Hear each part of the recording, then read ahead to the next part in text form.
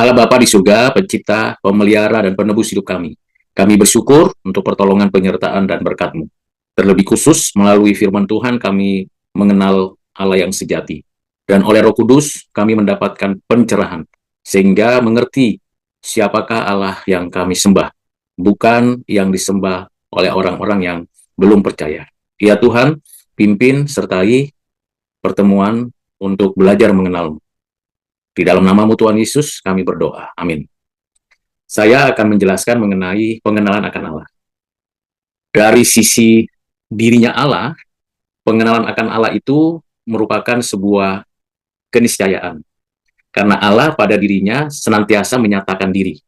Jadi sebelum segala sesuatu ada, sebelum segala sesuatu diciptakan, Allah pada dirinya saling menyatakan diri. Nah, ini menjadi prinsip yang tidak bisa ditemui atau didapati dari kitab atau kepercayaan lain. Mengapa? Karena Allah yang menyatakan diri pada dirinya berarti dia tidak tunggal, dia juga tidak terlalu banyak. Alkitab memberikan kepada kita batasan bahwa Allah menyatakan diri, Bapa, Anak, Roh Kudus, saling menyatakan diri, saling memuliakan, dan menyatakan segala kehendak yang menyatu pada diri pribadi lepas pribadi. Ini penjelasan pemahaman dari Allah yang menyatakan diri pada dirinya. Dan ketika ketetapannya, penciptaan, pemeliharaan, dan penebusan dinyatakannya, maka itu dapat kita lihat, kita rasakan, kita alami bagaimana Allah menyatakan diri melalui karya ciptaannya, melalui hati nurani kita, dan melalui waktu, tempat yang ada dalam sejarah manusia. Ini yang disebut Allah menyatakan diri melalui pewahyuan umum. Kalau kita membaca kitab Mazmur, di sana dijelaskan bagaimana Allah menyatakan diri. Allah menyatakan diri melalui karyanya, melalui alam semesta, melalui hati nurani manusia, dan melalui perjalanan sejarah alam, bumi, dan manusia. Ini penyataan umum yang senantiasa berkaitan dengan anugerah yang umum. Jadi ketika Allah menyatakan diri, bersamaan dengan itu juga Allah menyediakan anugerahnya, kebaikannya, kemurahan hatinya, dan segala pemeliharaannya. Ini dari pihak Allah sendiri. Jadi Allah menyatakan diri pada dirinya, Allah menyatakan diri melalui karyanya. Lalu Allah menyatakan diri juga melalui firman-Nya, melalui perkataan-perkataannya, melalui jalan berbicara. Dan ketika Allah menyatakan diri dengan firman-Nya, berbicara kepada ciptaannya, khususnya kepada manusia, maka di sanalah Allah dengan segala kemuliaannya dan manusia dengan segala keterbatasannya berjumpa. Pencipta berjumpa dengan ciptaan. Yang tak terbatas berjumpa dengan yang terbatas. Disinilah kita belajar mengenai Allah yang menyatakan diri melalui firman-Nya. Sehingga kita bisa tahu bahwa ada firman Tuhan melalui pengantara para nabi, para rasul, dan para penulis kita. Dengan inspirasi Roh Kudus, Alkitab dituliskan dan dinafaskan, lalu kita bisa mengenal Allah melalui firman, perkataan-perkataan yang disampaikannya. Allah juga menyatakan diri secara pribadinya dengan mengutus anaknya, dan menyatakan itu melalui perjalanan sejarah. Allah hadir dalam sejarah, menyatakan dirinya melalui anaknya, anaknya yang adalah firman, roh adanya, inkarnasi menjadi daging, menjadi manusia. Sehingga dapat berbicara langsung kepada manusia. Apa yang dilakukan oleh anaknya, yang tunggal Yesus Kristus, adalah mewakili dirinya keberadaan Allah. Nah, ini Allah yang menyatakan diri. Jadi, ini disebut sebagai penyataan diri Allah secara khusus. Pewahyuan khusus selalu dikaitkan dengan anugerah khusus. Jadi ada anugerah khusus, ada pewahyuan khusus dalam satu kesatuan. Ada anugerah umum, ada pewahyuan umum dalam satu kesatuan. Artinya, keduanya datangnya dari Allah. Allah yang berinisiatif, Allah yang menyatakan, dan kita bisa menyaksikan dan bisa menerima karena anugerah. Hanya bedanya, anugerah dan pewahyuan umum hanya sampai sebatas manusia itu bisa mengetahui adanya Allah. Tetapi anugerah khusus, pewahyuan khusus, tidak hanya sebatas mengakui adanya Allah, tetapi ada relasi yang personal, yang intim antara ciptaan dan pencipta, antara manusia dengan Allah. Dengan pengantaraan firman dan anaknya yang tunggal yang jadi manusia. Ini bagian dari keberadaan yang dinyatakan Allah. Lalu bagaimana dari manusia? manusia punya kapasitas apa mengetahui bahwa Allah menyatakan diri secara umum dan Allah menyatakan diri secara khusus? Pertama, manusia adalah ciptaan pribadi yang tentunya diciptakan menurut gambar rupa Allah. Punya kapasitas, baik akalnya, baik hati nuraninya, baik juga seluruh postur dan keadaan tubuhnya. Jadi, keadaan manusia yang diciptakan menurut gambar rupa Allah secara utuh, punya kapasitas, memiliki akses, mengenal Allah secara umum. Sehingga ketika melihat langit, bulan, bintang, matahari, dan seluruh ciptaan di bumi ini dan melihat dirinya, manusia disadarkan oleh kenyataan bahwa ada yang mendesain alam semesta, ada yang membuatnya teratur, baik, dan indah.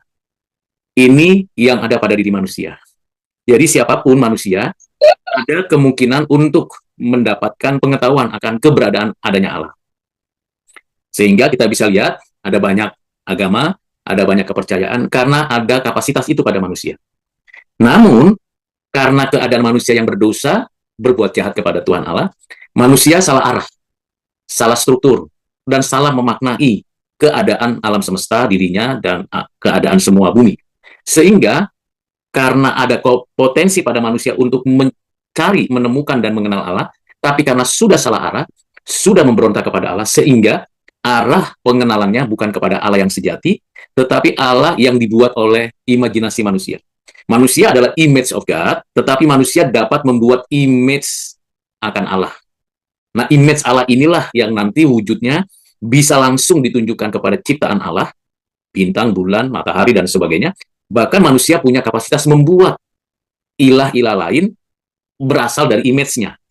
Jadi, kalau kita diciptakan menurut gambar rupa Allah, jadi kita image of God, karena manusia sudah jatuh dalam dosa, arahnya, strukturnya, maknanya menjadi rusak, kacau, sehingga manusia membuat atau mengadakan image-nya Allah.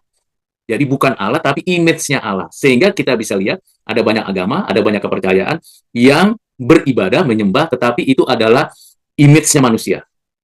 Nah, ini menjadi hal yang penting. Ada image of God, yaitu manusia, yang sudah berdosa menciptakan, membuat image Allah. Ini yang disebut berhala. Ini yang disebut penyembahan kepada berhala. Nah, dalam dua tesis dan antitesis ini, yaitu tesisnya Allah menciptakan, Allah menyatakan diri, dan antitesisnya manusia berdosa dan salah arah, maka ada sintesanya. Sintesanya adalah Allah menyatakan diri secara khusus. Saya ulangi, Allah menyatakan diri secara khusus. Dan di sanalah sintesanya. Bagaimana saya yang tadinya salah arah, salah struktur, salah makna, yang sadar bahwa saya adalah image of God, lalu karena keadaan yang berdosa membuat image Allah menurut ukuran saya, sekarang saya mendapatkan pengetahuan, pengenalan akan Allah secara khusus. Bahwa Allah dikenal melalui firman-Nya dan melalui anaknya. Untuk memulihkan kembali dan untuk meningkatkan kualitas pengenalan manusia sebelum manusia jatuh dalam dosa. Apa bedanya Adam dan Hawa dengan kita? Adam dan Hawa adalah image of God yang belum sepenuhnya mendapatkan penyataan Allah secara khusus. Allah memberikan bumi dan segala isinya, memberikan Taman Eden, dan ia berbicara kepada manusia, tetapi belum sepenuhnya. Belum selesai, manusia sudah jatuh dalam dosa. Dan lagi yang kedua adalah manusia tidak mampu untuk bisa datang kepada Allah karena keadaan berdosa. Sehingga Allah menyatakan dirinya melalui firman-Nya, melalui anaknya, disinilah ada sintesanya. Antitesisnya, kegagalan manusia mengenal Allah karena keberdosaannya. Tesisnya, Allah menyatakan manusia melalui pewahyuan umum dan anugerah umum. Sintesisnya, dari Allah menyatakan dia langsung melalui firman-Nya, melalui keadaan keberadaannya. Nah, di sini kita akhirnya bisa menyadari bahwa Allah menyatakan dirinya lengkap melalui firman-Nya, melalui anaknya. Namun sintesa yang dinyatakan Tuhan, cara Tuhan menyatakan diri itu sudah final melalui Alkitab dan sudah final melalui anaknya Yesus Kristus dalam rentang waktu sejarah umat manusia. Nah, bagaimana saya yang ada di dalam kapasitas dapat mengetahui adanya Allah secara alamiah karena saya punya kapasitas melalui alam, hati nurani, dan sejarah bahwa saya akan dapat mengerti keberadaan Allah, tetapi sekaligus saya sekarang karena berdosa pernah salah arah, pernah salah struktur, pernah salah makna, bahkan tujuan hidup karena saya berdosa. Lalu bagaimana Allah yang menyatakan diri melalui firman dan melalui anaknya dapat saya mengerti, dapat saya pahami? Yang pertama, anugerah khusus. Memberikan hidup yang baru di dalam karya Roh Kudus membuat saya sadar, membuat saya mengerti. Saya bisa mengenal Allah secara pribadi, secara intim, secara khusus, lebih dari Adam dan Hawa mengenal Allah pada waktu penciptaan. Ini yang disebut anugerah khusus. Apakah semua orang yang berdosa, seperti saya dan kita semua, dapat mengenal Allah secara khusus? Dapat menerima Allah yang menyatakan diri secara khusus? Jawabannya tidak. Hanya orang yang khusus menerima anugerah khusus untuk mengenal Allah secara khusus. Jadi spesial itu dilekatkan pada diri kita yang menerima anugerah khusus dan mengalami pengenalan akan Allah secara khusus. Dengan demikian lengkap bahwa Allah menyatakan diri. Apakah dengan demikian kita bisa memahami Allah sepenuhnya? Jawabannya tetap tidak. Sekalipun kita sudah memiliki atau sudah menerima atau sudah mengalami pengenalan akan Allah secara khusus, karena kita adalah orang-orang spesial dan diberikan pengertian yang khusus, apakah sudah penuh kita mengenal Allah? Dapatkah kita memiliki pengenalan akan Allah seperti Allah mengenal dirinya sendiri? Jawabannya tidak. Mengapa? Kita tetap adalah ciptaan. Kita tetap adalah terbatas. Kita tetap masih bisa berdosa. Jadi dengan 3 alasan itu, kapasitas kita bisa mengenal Allah sebatas Allah menyatakan dirinya. Kalau Allah tidak menyatakan dirinya, hal-hal yang sangat misteri, seperti yang ditulis dalam Ulangan 29 ayat 29, maka kita tidak bisa membuat penyataan-penyataan di luar apa yang dinyatakan Allah. Semakin dibuat penyataan-penyataan apa yang di luar penyataan Allah menyatakan diri melalui firman-Nya dan Kristus, maka itu menunjukkan bahwa kita belum berada di dalam anugerahnya secara khusus. Misalnya, karena kita sudah baca Alkitab, saya kenal Kristus, lalu saya buat sebuah penjelasan, tapi di luar pengertian, pemahaman tentang siapa Yesus Kristus, apa itu Alkitab. Maka saya membuat yang baru, image Allah yang baru, tapi ada sebagian dari Alkitab, ada sebagian dari cerita tentang Yesus, lalu membuat image yang baru, membuat cerita yang baru, maka pastilah orang itu belum menerima anugerah khusus. Sekali lagi, kalau kita merujuk dari surat Ibrani pasal 1 ayat 1 sampai 3, kemudian kita merujuk dari Ulangan 29 ayat 29 dan memperhatikan Mazmur yang menggambarkan Allah menyatakan kemuliaannya, maka kita bisa tahu kesimpulannya Allah menyatakan dirinya karena Ia pada dirinya mau manusia mengenalnya. Tapi siapa yang punya kemampuan itu? Orang-orang khusus. Nah, kalau kita membaca keseluruhan Alkitab, Allah yang menyatakan dirinya. Allah menyatakan dirinya dengan 3 cara. Cara pertama adalah melalui namanya. Maka Ia memperkenalkan dirinya dengan nama Elohim, dengan nama Yahweh, dengan nama Adonai, dengan panggilan Bapa, dengan panggilan Roh Kudus, dengan panggilan Yesus, dengan panggilan Logos. Nama-nama itu menggambarkan keberadaan dirinya Allah yang tak terbatas, tetapi dapat diketahui oleh manusia yang terbatas dengan namanya. Jadi kita mengenal Allah melalui namanya. Kedua, melalui karyanya. Jadi karyanya itu melalui penciptaan, melalui pemeliharaannya, dan melalui penebusannya. Oh, ada Allah. Allah yang mencipta langit, bumi, dan segala isinya dari tidak ada menjadi ada, baik adanya, teratur adanya, indah segalanya, dan tidak pernah meninggalkan karya ciptaannya. Kita mengenal Allah melalui karyanya. Kita mengenal Allah melalui karya penebusannya. Melalui apa yang dikerjakan di dalam sejarah, baik kepada Adam, kepada Nuh, Abraham, kemudian Musa, dan seterusnya sampai saat ini. Dan melalui penebusan, di mana Allah sendiri yang menebus umatnya, orang-orang yang khusus. Yang ketiga, Allah menyatakan dirinya, supaya manusia mengenal, selain melalui karyanya, melalui namanya, yaitu melalui karakternya. Karakter ini ditunjukkan ketika kedua ini menyatu. Jadi nama dan karya untuk menggambarkan karakternya, maka ada ditampilkan. Allah mencipta langit, bumi, dan segala isinya. Elohim, Allah yang maha tinggi, Allah yang tak terhampiri, Allah yang berdaulat, Allah yang mengasihi menopang. Nah, ini menggambarkan nama, kekaryaan, dan karakternya. Yahweh, Allah yang berjanji, Allah yang menyatakan janji kepada manusia. Ini bicara Allah yang Immanuel, Allah yang beserta dengan manusia, Allah yang menebus. Nah, ini bagian yang paling penting dan yang paling mendasar berbicara tentang keberadaan pengenalan akan Allah.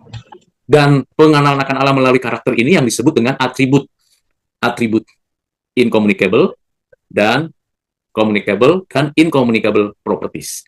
Atribut self-existent, immutability, eternal, dan juga singularity.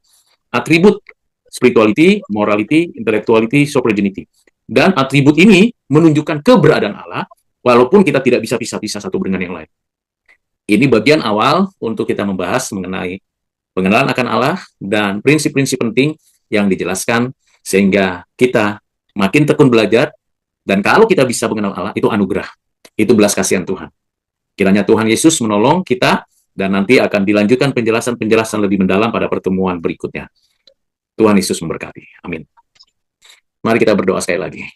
Bapak, terima kasih hamba-Mu, kami semua sudah belajar ringkasan singkat mengenai pengenalan akan Engkau yang menyatakan diri pada diri-Mu, yang menyatakan diri melalui ciptaan, yang menyatakan diri melalui firman dan anak-Mu. Kami juga bersyukur karena kami bisa mengerti bahwa kami bisa punya potensi mengetahui adanya Allah dan memiliki hubungan pribadi dengan-Mu karena anugerah secara khusus. Kami bersyukur untuk semuanya. Berkati kami ya Tuhan, untuk persiapan UTS dan persiapan kami, baik kesehatan kami maupun bagaimana kami mengerjakan tugas tanggung jawab kami dengan baik. Berkati setiap mahasiswa dimanapun berada dalam tugas tanggung jawab mereka. Dalam Kristus kami berdoa. Amin.